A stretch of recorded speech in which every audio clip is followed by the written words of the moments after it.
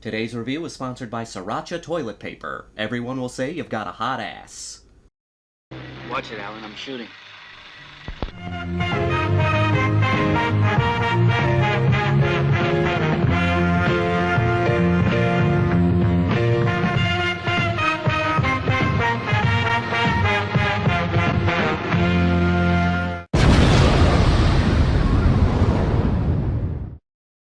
Basket Case 2.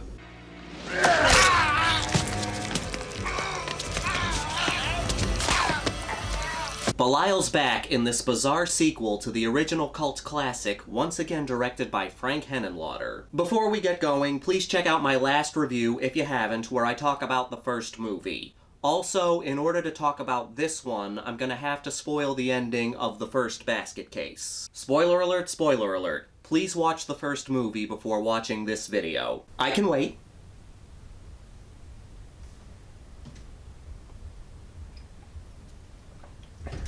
All set? Okay, here we go. So Basket Case 2 begins with the ending of Basket Case 1. Duane and Belial have gotten into a fight due to Belial killing the woman that Duane was developing a relationship with. The fight causes both Duane and Belial to fall out the window of the Hotel Broslin, thus falling to their deaths. Of course, they both return for the sequel. So, how do they come back after dying in the first one? Well, the answer's very simple. They got better.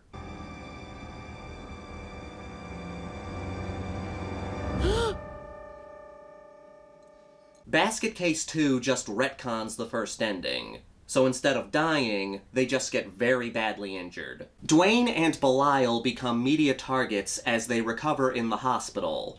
Luckily, they're secretly rescued by Granny Ruth, played by famed jazz singer Annie Ross. She takes the two away to her mansion in the countryside, which is a safe haven for other freaks. Come forward and meet the newest addition to our family.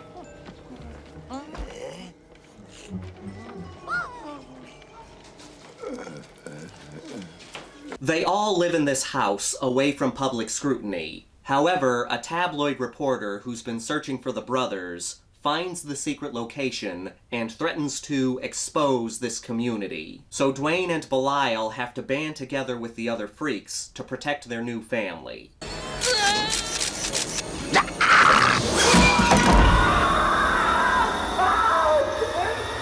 Due to the success of the first Basket Case back in 1982, everybody wanted Frank Henenlotter to make a sequel. Something I forgot to mention in the last video. A lot of people like to put Basket Case along the same lines as The Toxic Avenger released by Troma, since both movies are no-budget movies that earned a cult following.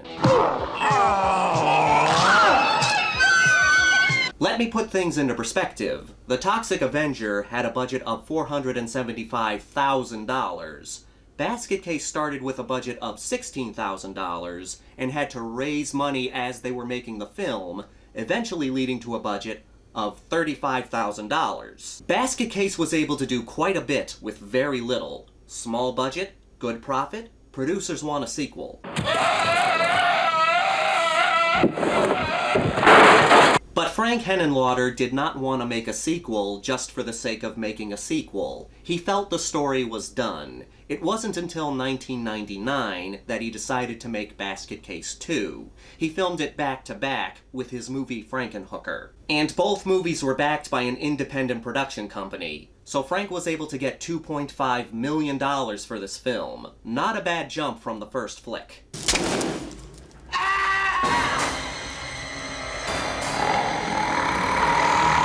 That does lead to a minor disappointment in the sequel. It's a nitpick, really. One of my favorite parts about the first movie was that low-budget charm and that dirty, gritty feeling. That's lost in the sequel due to the bigger budget and the change of setting. But that's more personal preference and not a negative towards the movie. I'm not gonna fault the director for getting more money for their project. Every director wants more money for their movie to help the movie look better. I purchased Frederick from his parents. Yes, purchased.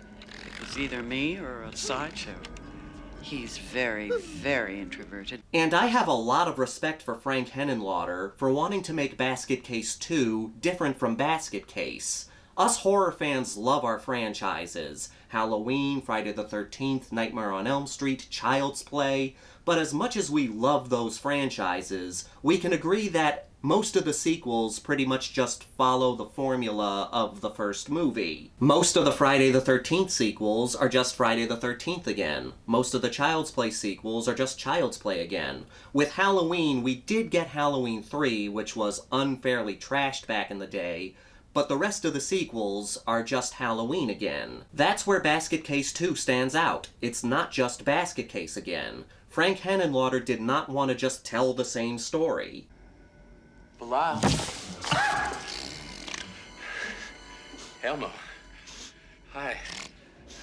How's it going?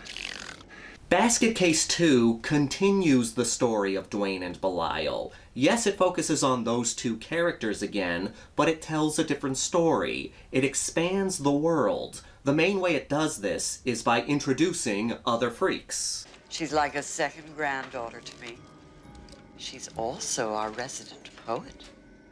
Hello, Belial. I like that. In most horror series, the villain is the only one of their kind in that world. Freddy is the only dream demon, Jason is the only zombie slasher, Michael is the only whatever the hell he's supposed to be. Here we get a variety of freaks, and they're all different. But they aren't treated like monsters. In many ways, it's a love letter to Todd Browning's Freaks from 1932.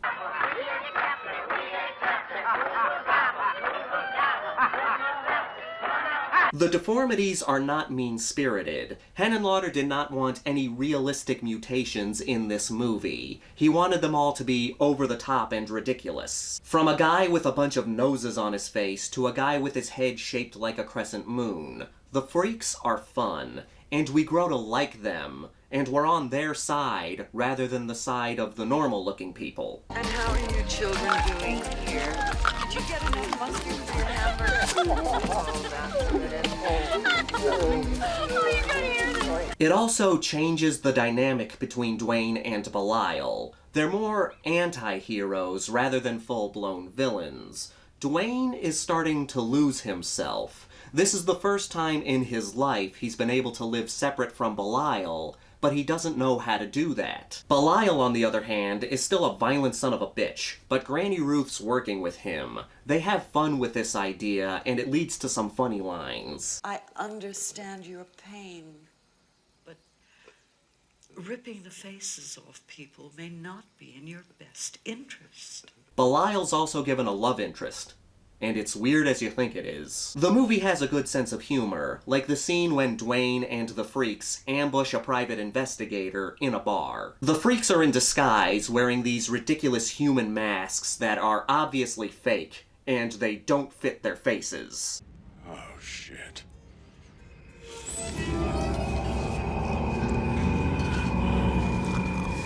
It's all the freaks and Granny Ruth that steal the show. Granny Ruth is such a fun character. She has such a passion for protecting these freaks, and when they're in danger, she goes into full-blown cult leader mode. She has a monologue in this movie that's the right amount of crazy. Once again, our right to live in privacy and with dignity is being invaded by sideshow mentality.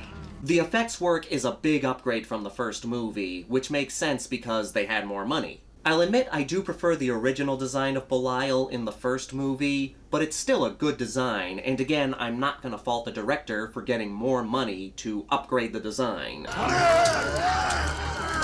The gore is not as graphic in the sequel, but we still get some damn good kills. It's more about how they film the deaths. My favorite is when a photographer sneaks into the house and makes his way to the attic.